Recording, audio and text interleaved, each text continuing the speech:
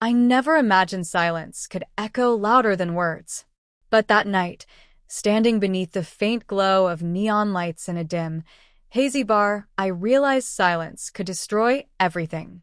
Because silence was all I had left when I saw her. My wife, the woman I had promised forever to, leaning across a table, her fingers intertwined with another man's. That was the beginning of the end. It wasn't supposed to happen that way. I had only stopped by the bar because my friend Greg asked me to pick him up after his late shift. He worked a few blocks away, and I thought I'd pass the time with a drink. The air reeked of spilled whiskey and stale smoke.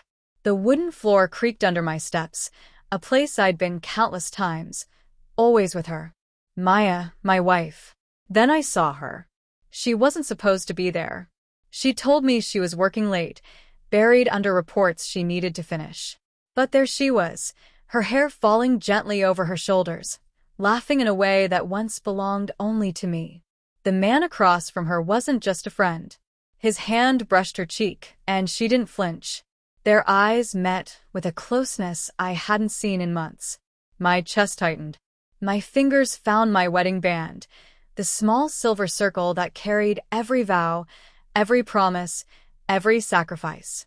For the first time, it felt unbearably heavy. I don't remember walking toward her table. My body moved before my mind caught up, pushing through the crowd until I stood a breath away. Her laughter died midair when she saw me. "Daniel," she whispered, voice trembling, color draining from her face. The man across from her shifted uneasily, slipping his hand away. He muttered, I'll give you a minute," before disappearing into the crowd. But I wasn't looking at him. I was looking at her. She opened her mouth, maybe to explain, maybe to lie. I'll never know, because I didn't let her speak. Instead, I slid my ring off, the one I'd worn for 10 years, and placed it gently on the table between us, pushing it toward her without a word. Her eyes widened. Her lips trembled. "Daniel, please." But I was already walking away. When I got home, the silence in our house screamed.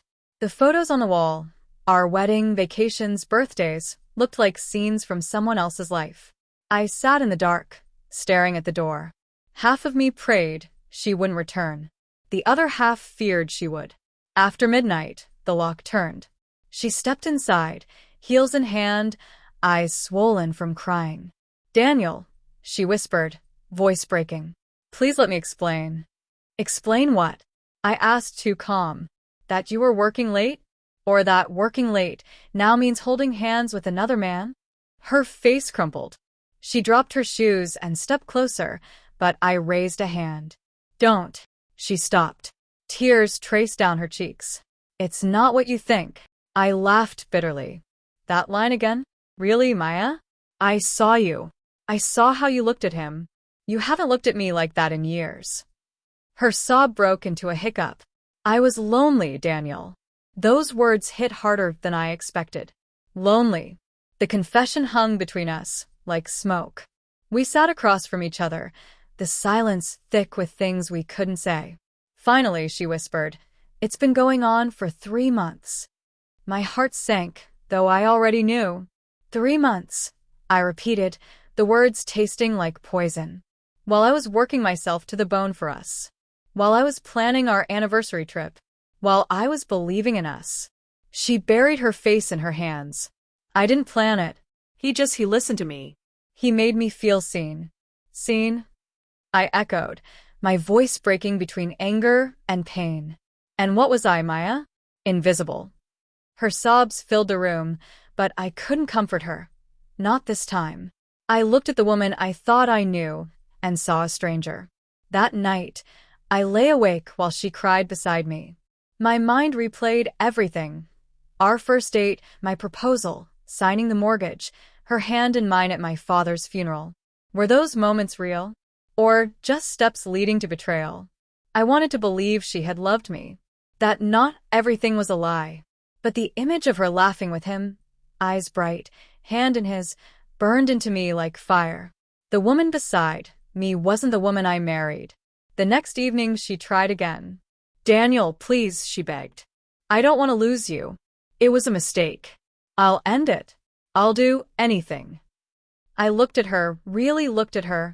Her face was desperate, her hands shaking. She wanted forgiveness. She wanted me to erase what I saw. But I couldn't. You ended it the moment you chose him, I said quietly. You ended us when you let him touch you the way only I should. Her tears came harder. Please don't throw this away. Throw it away? My voice rose. You already did. Days turned into weeks. We played the parts of husband and wife, but everything was broken. Conversations were hollow. Meals were silent. Every time I looked at her, I saw him. I thought about staying for the house, for the years we shared. But staying felt like living in a graveyard, surrounded by ghosts of what once was. So one night, I packed a bag. She stood in the doorway, pale and trembling. You're leaving. I have to, I said. My voice steady, my heart not. She grabbed my arm. Please change your mind. I'll prove it to you. I gently pulled free. You can't undo what you did, Maya. You can't unmake that choice. Her sobs followed me as I walked out. The silence afterward was deafening. I found a small apartment downtown, quiet, empty.